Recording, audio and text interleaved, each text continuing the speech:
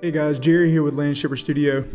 One of the questions that I get asked all the time is, how do I keep my line work so clean, especially the stuff that's not snapping to a grid like a curve? So today, I'm going to show you. Okay guys, we're here on the iPad Pro with ConceptsApp. And one thing that we see a lot of times when people are moving from drawing with traditional methods like pen and paper to drawing on an iPad, for instance, is they struggle with the loss of resistance.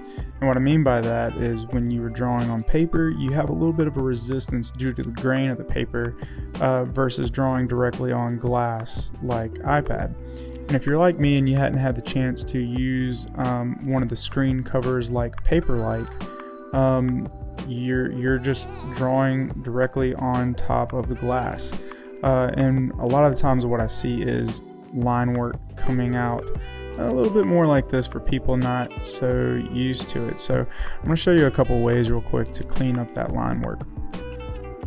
One of them being, if you were going to be drawing straight lines, obviously we can have our grid on and just use the snap function. So with the snap function, that's going to lock it to a 45, your x-axis, y-axis, and you can keep your line work really nice and straight. If you need to throw in a curve, you can undo the snap and turn on the guide tool, and we can bring our curve over here and use this guide tool to create a series of curves that come back to where we want. Maybe this is, a garden bed or a pathway that you're going to be drawing. And those are the kind of simple, easy ways to do, but using that ellipse tool and having to undo and turn it back on with the snap tool can get a little time consuming sometimes. So one thing that you could do to kind of help your line work when you're first starting off and getting used to being able to draw on glass is, if you look over here in the tool circle, is right here you'll see this little slider, and what this little slider is it controls the smoothness of the tool that you're using. So whether that's the marker, the pen tool, or one of these brush tools, you can use this to smooth out that line work a little bit. So we're actually going to start with a 50%, and it just ups the latency behind your line work, and you can kind of see that it's dragging a little bit more behind my stylus than it normally does, and that's because as you're moving, it's smoothing that line work out depending on which way you're going.